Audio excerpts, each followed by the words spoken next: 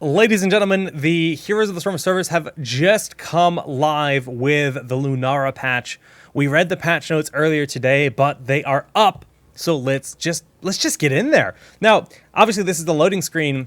Lunara is looking mighty fine. Gonna poke. Nope. Gonna try to find those. Oh, where's the Easter egg? It's gotta be here. Maybe we click the leaves as they fall. How do I hide this? No, that makes me a Q. Oh, ooh, spooky and festive. So that's the maybe the one Easter egg. It's just you just make the Nexus real glowy. Can I turn it off? No, the little Nexagon logo will not be turned off. Hopping immediately into the shop. This bundle is on sale with those holiday prices, so I'm going to just hide my game while I purchase this very quickly. Bam, now I own Lunara. Going back into the shop. Oh, yes, so we're going to buy the Ultimate Kripurlu. Oh, this is like, I don't even know what this is. $2? What do I not own? Stars and Stripes. Don't care. And this is the Ultimate Winter Veil 2015 bundle. Obviously, the new items that I don't have are the Sugar Plum Sylvanas, which is quite awesome, and great Father Stitches. That is so good. All the lights around his belly, the Christmas tree in his hand, the candy cane hook, which actually has a cable behind it, which he uses. That's really cute. And then he's got another candy cane in his little weird third arm on his shoulder. I will also be purchasing this. Once again, just need to hide the game, so this code is hidden. And bam. So those are the new products that we see immediately, but there's actually more. Cloud9 has a special mount in honor of them as the BlizzCon 2015 World Champions. This mount is exclusively available for 5,000 gold for the next couple of months, and they just have a few. Oh man, a nice looking tints, 5,000 gold. Yes, please, 100,000. I've been saving that up, but this is a worthy cause to deplete my 100,000 funds. Goodbye, 100,000. I will be back. Don't you worry. And there is a new Goblin mount, which we can test out. I think we just got that guy for free. If I just go to play quickly and we look at the mounts, there's the Cloud9 one, and there's this Treasure Goblin mount, which they said will expire after the holidays. They said it will turn into a lump of coal. I don't know if that's actually accurate, but let's talk about Lunara, because that's actually what this video is all about, the new hero. So those are all the new things in the Lunara patch. We saw there's a few changes to Cho'Gall and Artanis and Tassadar. But this is the brand spanking new assassin, the first assassin added to the game since Butcher. It's been quite a long time since we've had a new assassin. And she's very much a damage over time assassin. Does her rail work? No. Oh yes, I think it doesn't work on Cho'Gall, one of the newer heroes it doesn't work on. So Lunara, she is a ranged assassin that does not have a mount. She has passive 20% speed bonus at all times, even while in combat. Her trait, she applies Nature's Toxin, which your basic attacks do damage over time, over 3 seconds, and this can be stacked, which would be a maximum of 9 seconds, can be stacked 3 times. Her Q, Noxious Blossom, it's a 0.5 second charge up, and then it causes an explosion in a small area, doing area of effect damage. Her W actually will explode the poison on the target, decaying, which slows them decaying over 4 seconds, but it's a 40%, or over 3 seconds, 40% slow for 3 seconds decayed. So it starts as 40%, and it quickly becomes 20%, 10%, and dissipates as a whole. But you can apply your poison to 3 targets at once, and then hit W, and have that effect on 3 targets. So you can imagine, like, the way this hero plays is that she's very, like, she's not single target. She's about spreading the damage around and really kind of whittling everyone down. So against like Malfurion with Tranquility, this isn't going to be very good. So Tranquility on Malfurion, Cups on Lily, it's going to be very good against her style of play. But heroes that really only have the single target healing, maybe if we're talking about like Uther or Tyrande as like your only real healers, they might have trouble keeping up with Lunara's damage. But Chain Heal on Rhaegar, stuff like that probably will be quite good against her. Her E is Wisp, and this is basically a moving scouting drone. You can just fly the wisp around for 45 seconds, but it does die from a single auto attack. So you have to be very cautious when you're using your wisp not to throw it into the enemy and then have it immediately blown up by them. It's just going to be a wasted cooldown. You're spending mana to use this, and it's a 45-second cooldown, but it lasts 45 seconds. So if you're clever and you're good with the wisp, you can get your team a lot of vision and buy yourself a lot of really aggressive opportunities. Now, to lend yourself to those aggressive opportunities, Lunara is really going to have two true play styles. She's going to have a very poke down play style where she's really just kind of going to be about poking. So this could be paired with Asmodee, Kael'thas, other heroes that excel at poking, maybe Nazebo. If this becomes a more viable style in heroes, we might see that. That's when you'd go for Thornwood Vine, because you have 3 charges, it does AoE damage in a line. But her other heroic, which really I think everybody's most excited about, is Leaping Strike. And Leaping Strike is a huge bounding leap over the target where you have 2 charges. You can jump back and then go back over where you started, or you can cover a ridiculous amount of ground, almost like an entire lane between each team's towers in the center of the map. And it does a fair amount of damage with an 80% slow over not even a half second, only 0.35 seconds for the slow. So it's almost like a micro stun that you're throwing on that target, because they're going to be stuck in that spot when you hit them with the leap, and you can do whatever you want with them. Maybe line up your Q and then leap over them and force them to stay in spot and get hit by it. But there's definitely some cool stuff that could be happening with that. Now, we're going to go ahead and just quickly try out all these abilities. I did get a chance to play Lunara twice when I was at BlizzCon. I played her once in the arena game type mode, which obviously had no talents, and I played her once more in a normal game where I just fiddled around with some of the talents. And we're just gonna grab. We'll see the increased radius. So Blossom Swell, that's obviously your Q. You can see it's pretty simple. Let's turn Game Suns on, and it does a fair amount of damage. We're gonna turn on the cooldown toggle, and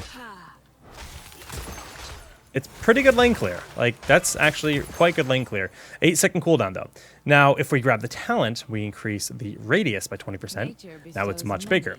So if you were to play Lunara for the lane clear, I mean, that's pretty good. And it applies the poison. You'll notice when she attacks her enemies, the poison's applied. You can actually see these little ticks underneath Arthas. That's confirming he has 3 on him. Then I hit W, blows it up. Doesn't really...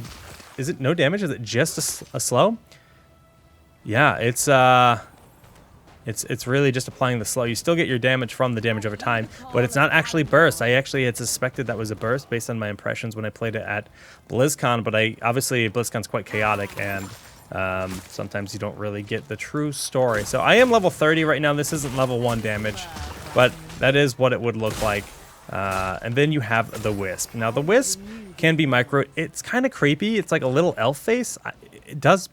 It bothers me a little bit. It looks like it came out of a Disney movie, I'll be honest with you. And then you can just kind of control that Wisp. You just hit E to reactivate it, but you can only do that every 5 seconds. So you have to wait 5 seconds before you can retarget it again. That cooldown does go down while you're controlling it, and you can really scout around and just get an idea of what your enemy team is doing.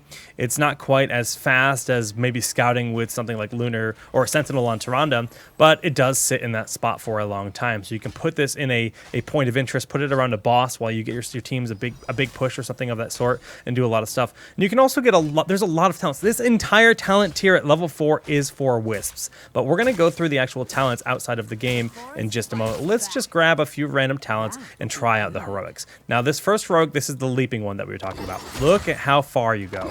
I'm like back in their base. I'm flying all over the place. You can see that 20% movement speed she has as default already coming into play. We can just hop for days because we have there's normally only 2 charges of this. And it doesn't do the most damage, but it does do enough. But this is just going to get you in position or get you to safety more often than less, because it is probably the most mobile for any assassin in the game. The amount of distance you can cover with it, it's really insanely powerful. Now we can increase the range on our toxins, throw that out, fly over here, get in his face, maybe slow him down with our W, just keep casting stuff, boom, esports, esports, esports. Arthas will end up falling to poison in just a moment. No, he tapped well. What a jerk. All right, he died. Anyways, let's reset the talents and try the other heroics. Just grabbing random talents and going for Thornwood Vine. This has 3 charges by default, and it's higher damage in the end, and has no mobility, but it's very fast. This is phenomenal poke. You have 3 charges by default, and it's a 15-second cooldown per charge. So it's actually something it's almost like having Napalm Strike, right? It's something you can cast very frequently. And if you're fighting over an objective, if you're fighting over a tribute or something of that form, you're gonna wanna grab something like this in a lot of situations because of the opportunity it gives you to really just poke for team fights.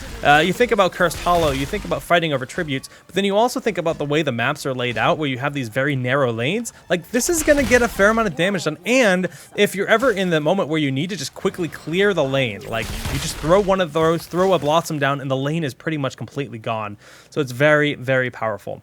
And I don't know, it's going to be good. It's going to be good. So there's a request to try a different level here. So we're going to set ourselves to level 10, and we're just going to grab Thornwood Vine. And we're going to see exactly what her lane clear looks like at level 10, because it's a little bit skewed at 30. So here we go. I spent 1 wave, and I spent 1 Q, and then with my poison apply, and I didn't even do it perfectly. If I had hit all the minions a little bit better, again, you want to spread your poison out. Like, you can do that very quickly. That was a rather inefficient cleanup. There, I slowed him down with my W, and yeah, so she hits pretty hard, and she's really quick. She just feels really fun. I feel like this is going to be a hero that we see players like Arthlon really leaning towards in heroes, because she's got crazy mobility. She can be in your face. She's all about the split target, and I don't know, she feels pretty good. But let's actually just take a closer look at her actual talents. She doesn't have a lot of bursts, so she's definitely not your blow up hero like Jaina or Kael'thas. She's really more about sustained damage on multiple targets. So she's a very different type of healer, or hero, not healer, in Heroes of the Storm. But let's see exactly how she can be defined through talents, because we haven't looked at those at all. So obviously level 1, Blossom Radius increased by 20%. That's good, primarily for lane clear, but it's just, you could hit multiple targets at once. You can get returned mana from Crippling Spores, 8 mana per enemy hit, up to 40 mana. If she has mana issues, I mean, this could definitely be a very popular talent. Nature's Toxin reveals enemies for its duration. That's actually really good. Like, I mean, it can last up to 9 seconds, but versus like stealthies, they're never going to be able to go stealth at all, and whenever they go into the bushes, you still have eyes on them. So in instances where you think there might be squishies they're going to try to like line of sight you through vision, just utilizing walls or even the brush, this could be a pretty powerful ability, because your whole team gets vision, of course. And then Cruel Spores. When Crippling Spores hits only minions or mercenaries, its cooldown is reduced by 80%, and 20 mana is restored. So if you want to be a more jungling type of Lunara, more focused on split pushing, maybe you could consider getting this. But I mean, 80% cooldown reduction is great. So you can spam it. And is that mana? How much mana does it cost? Let's look at our abilities. It costs 40 mana, so you get half mana restored. That's actually pretty decent. Okay. Level 4, strictly Wisp talents. Movement speed increased by 100% and vision radius by 50%. Nimble Wisp. It's already got a 45-second cooldown. This seems like already like a ridiculously good talent. This just makes the Wisp twice as good. Time Lost Wisp costs no mana and reduces the cooldown. Wisp costs no mana and its cooldown and recharges 100% faster while no Wisp is active. So if you want to spam Wisp, say you're playing on we're playing a Tomb of the Spider Queen, and your Wisp is probably going to die a lot. You might want to go Time Lost Wisp, because it would be far more useful in that event where it's going to be dying a lot. Wisp can see over obstacles and reveals an area for 4 seconds after dying. So basically, this would be a situation where you're intending your Wisp to die. You send it into a boss, and you know the enemy team is going to see your Wisp, but then it's going to die and basically cast Clairvoyance for 4 seconds in that massive area, big radius, revealing that location. Now, this is obviously far less mobile than an actual cast of Clairvoyance, so I don't personally see a huge impact on this, but if they have stealthies, I mean, this is one way to reveal stealthies. Dividing Wisp, the Wisp time... Wait, the first time you relocate the Wisp leaves behind a copy of itself at the previous location. Dividing the Wisp can only be active one at a time, so you can have 2 Wisps. That's actually really interesting and really cool. Could see a lot of really powerful use for that, because you throw a target location, and then you move it once, and you have vision in 2 spots, so it's double ward, essentially. Level 7... Nature's Toxin heals you. Wow, that's gonna, I mean, considering you can spread Nature's Toxin around on multiple targets, that's just going to give you a lot of healing spread out. So that seems really good, especially for just kind of like solo laning and brawling. She's already hard to lock down, especially level 10 with the big leap to get away. She has a 20% bounding movement speed at all times. So that could make her a very formidable solo laner, and just fighting in general, give her a lot of self-sustain. Crippling Spores increases the damage of your next basic attacks, next 4 basic attacks by 50%. That's pretty good. It doesn't even say on a single target. So just by casting Crippling Spores, your next 4 attacks hit harder. So this is one way to actually get some kind of additional damage on Lunara, like just in general, right? So that's cool. Maybe this will be the go-to to have Lunara really be a formidable damage dealer. The Noxious Blossom causes your next basic attack to hit up to 3 enemies. That's a little bit more AoE, I'd say. I mean, she's about being spread out, and that's going to apply the poison to 3 targets. So you don't want to think of that as like, she just hits 3 targets once. No, you're applying the poison to 3 targets. So that's actually kind of interesting. We'll have to see how that one actually scales. I do like the idea of Wild Vigor better, though, just for a little bit more focused when needed, right? She's going to be spreading out fine as it is, just switching targets. Nature's Toxin damage by 200% to non-heroic enemies. Probably not really ever worth grabbing unless you're trying to really build a true jungler Lunara. We already took a full close look at the 2 heroics, Thornwood Vine and Leaping Strike, so we don't need to talk about that. Pestering Blossom, you get increased range by 40%. So that's just, again, leaning towards the poke style. If you're going for a full poke Lunara with Thornwood Vine, you would want to consider Pestering Blossom. Unfair Advantage increases the Nexus Toxin damage to slowed heroes. So that's going to give you 50% more damage from your poison on heroes that are slowed. Definitely could be some cool synergies that exist. She does get Giant Killer. So if we were to build her with the Wild Vigor, 50% additional damage in your next 4 auto attacks, paired with Giant Killer, she could be really good against tanks. Like that's a lot of damage she's going to be doing to those tanks in those instances, and she's still very mobile. And then she has Greater Spell Shield. This is kind of like the improved block that Medic has, except it's just an anti-spellcaster. So ability damage reduced by 75% for 3 seconds, can only trigger once every 30 seconds. So it's a little bit better than the normal spell shield. And it's just kind of like, she's supposed to be like anti-mage. So in theory, she should be able to do quite well against a Jaina. She's got the 20% movement speed already, so the slows affect her a little bit less, considering the slow only does 25% slowing. So she's really like only a 5% slow on her compared to normal heroes. So we'll see how she can do. We do see the Choking Pollen at level 16 increases the blossom damage to enemies with Nature's Toxin by 50%. So this could also be a little bit more burst oriented. If you were to first slow them and then blossom them, and then that's going to buff your auto attacks, maybe that's the 1v1 style Lunara that we'll find. We'll see Choking Pollen paired with Wild Vigor. Who knows? Crippling Spores increases basic attack range. Okay, that's, I mean, maybe that's good for the poke style, but it could be good in general. I mean, Crippling Spores, this makes her... we already talked about Crippling Spores activating Wild Vigor, right? So 50% damage on your next auto attacks, and then you get 50% range for 6 seconds.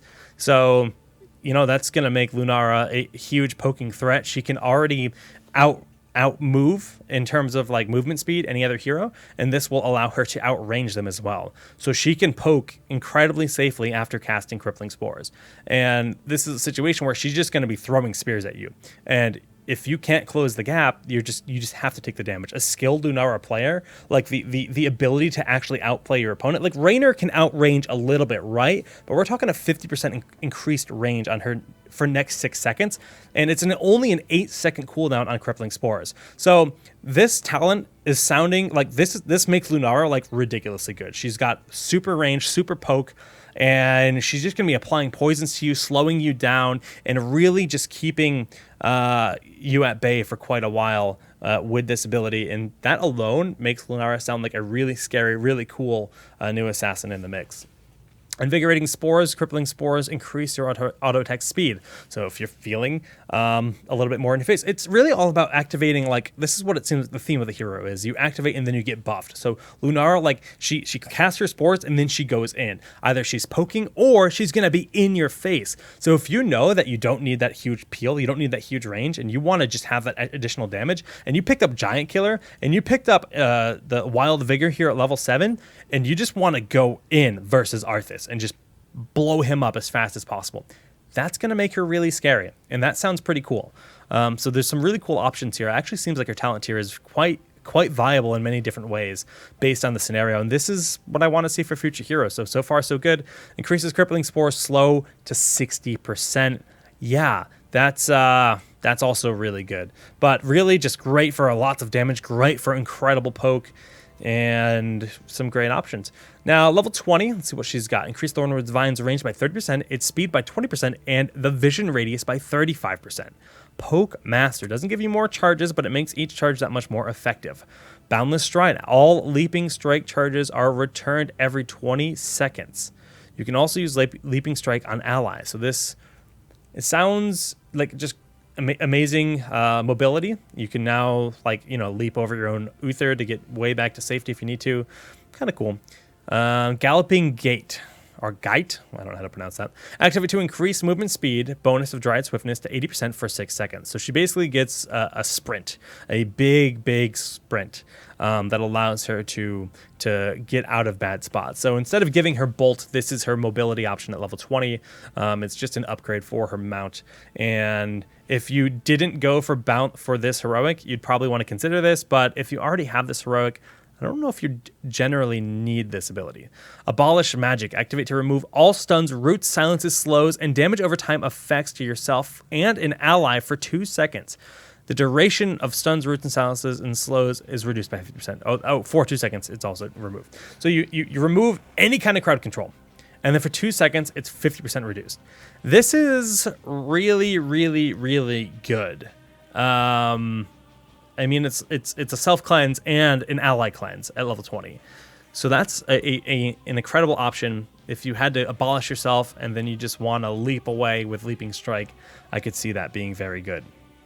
Overall, I mean, honestly, Lunara, she's the first assassin we've seen in a really, really long time. I'm really stoked to feel her out and get a better feeling for her for this next week. I actually do think, after reading through her talents and after playing just her at BlizzCon and that quick trial match, that she has potential to be an assassin that rises up and is esports viable.